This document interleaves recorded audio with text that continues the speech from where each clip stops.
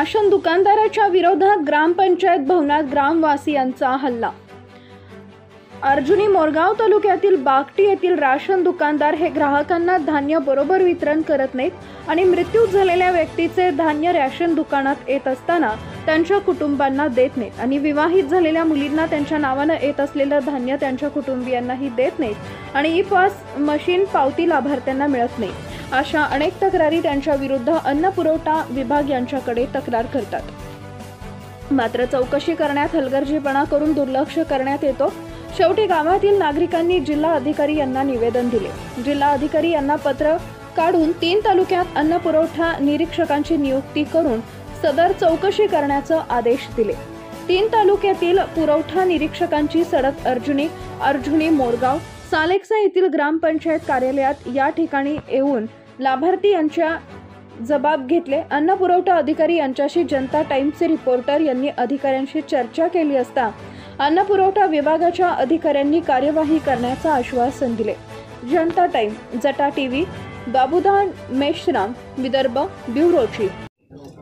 नमस्कार, मी आहे बाबूदान मेश्राम, जनता टाइम जटा टीव्ही मध्ये आपलं स्वागत आहे। सध्या मी पोहोचलो आहे अर्जुनी मोरगाव तालुक्यातील बागटी ह्या ग्रामपंचायत भवनामध्ये। सध्या इथं अनेक लोकांची तक्रार इथं आपल्याला ऐकण्यास मिळाली आहे।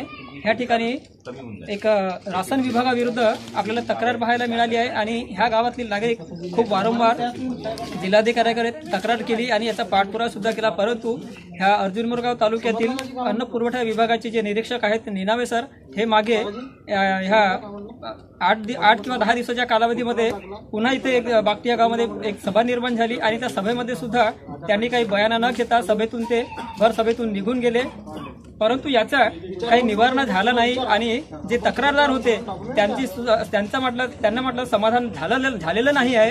ह्याकरिता पुन्हा त्यांनी गावकऱ्यांनी मिळून जिल्हाधिकाऱ्याकडे पुन्हा धाव घेतली आणि जिल्हाधिकाऱ्याकडून त्यांना एक उत्तर मिळालं की पुन्हा एक सभा घेण्यात यावी आणि त्या सभेमध्ये पुन्हा काही ठिकाणचे जे पुरवठा निरीक्षक आहेत त्यांना बोलावून पुन्हा ह्या सभेमध्ये जे खरी तक्रार आहे आणि खरोखरच लाभार्थ्यांना लाभ मिळतो की नाही मिळतो ह्याबद्दल मात्र शहानिशा करण्याकरिता ह्या ठिकाणी ह्या अन्न पुरवठा विभागाचे जे निरीक्षक आहेत ह्या ठिकाणी आलेले आहेत आणि त्यांनी ह्या ठिकाणी येऊन गावातील जे नागरिक आहेत यांना विचारणा केली आहे। त्यांच्या ज्या समस्या असतील, ज्या तक्रारी असतील राशन विभागाबद्दल त्या सर्व जाणून घेतल्या आणि ह्याबद्दल पुन्हा सुद्धा आम्ही गावकऱ्यांकडून सुद्धा आपण जाणून घेण्याचा प्रयत्न करत आहोत। त्याचप्रमाणे ह्या ठिकाणी जे बसलेले आहेत अन्न पुरवठा विभागाचे निरीक्षक आपण त्यांना सुद्धा आपण विचारणार आहोत की सर या ठिकाणी जे तक्रार निवारणात ग्राहकांची होती, लाभार्थ्यांची होती, ती खरोखर योग्य आहे की नाही आहे आणि कशा प्रकारे ते करण्यात आली आहे ह्याबद्दल आपण सविस्तर अन्न पुरवठा विभागाचे जे निरीक्षक आहेत आपण त्याचे सविस्तर बोलूया। सर, सर्वप्रथम आपलं नाव सांगा। नमस्कार, मी सतीश डोंगरे, निरीक्षण अधिकारी सालेकसा।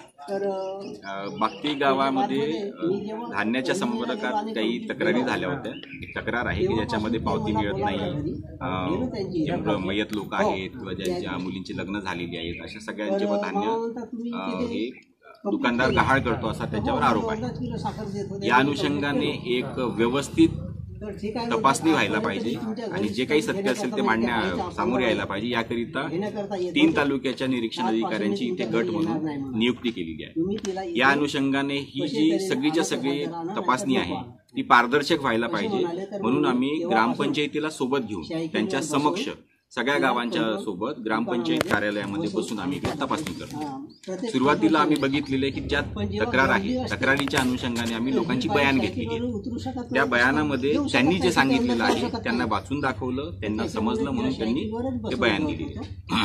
आता हे बयान आणि यांची ऑनलाईन जो डेटा आहे त्याच्यामध्ये जी तफावत निघणार आहे त्या अनुषंगाने एक रिपोर्ट बनेल, ज्याच्या आधारावर मग सगळी समोरची कारवाई होईल। कारण की गर्दीमध्ये ते आतापर्यंत जसं आपण चौकशी केली आहे जे लाभार्थी आपल्याला मिळाले जवळपास असे किती लाभार्थी आहेत की त्यांना राशन मिळत नाही किंवा त्यांच्या काहीतरी समस्या आहेत? 1-2 सध्या दिसत आहेत। त्याच्या पलीकडे तर मग एवढे काही लोकांची बयान झाली ते पॉझिटिव्ह आहे।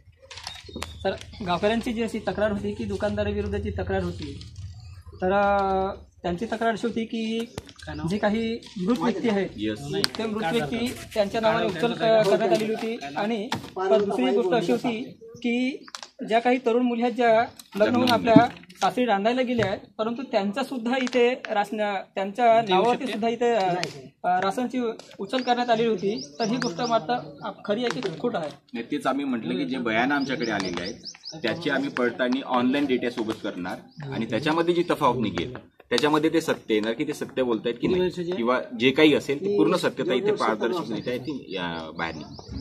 आतापर्यंत जे बयान झाले त्याच्यावरून आपण काय सांगू शकता? आता सध्यात आम्ही बयान घेतलेले आहेत, याचा जेव्हा पूर्ण अनालिसिस करू त्यानुसार मग ते रिपोर्ट बनवून सबमिट होईल. ठीक आहे सर, आपण सांगितलेल्या माहितीबद्दल धन्यवाद. थँक्यू. आपण सविस्तर ह्या ठिकाणी 3 तालुक्याचे अन्न पुरवठा विभागाचे निरीक्षक इथं बसलेले आहेत आणि सोबतच जे ग्रामपंचायत कार्यालय आहे बागटी येथील सर्व ग्रामपंचायतचे पदाधिकारी, सरपंच, उपसरपंच आणि सर्व सदस्य मेंबर इथे उपस्थित आहेत. तसेच ह्या सर्वांच्या पुढाकाराने आणि सर्वांच्या पुढे गावकऱ्यांच्या ज्या समस्या आहेत, पुरवठा विभागाच्या ज्या काही सूचना आहेत त्या सर्व त्याचं निवारण करण्याकरिता ह्या ठिकाणी शासनाकडून अन्न पुरवठा विभागाचे जे निरीक्षक आहेत ते इथं उपस्थित झाले आहेत आणि ते नक्कीच जनतेच्या समस्या सोडवतील आणि जो राशन दुकानदार जो दोषी असेल त्याच्यावर योग्य ती कारवाई करतील असे त्यांनी आश्वासन दिले. जनता टाइम्स, जनता टीव्हीसाठी बाबूदान मिश्रा, विदर्भ प्रमुख. Subscribe now and press the bell icon. Never miss an update.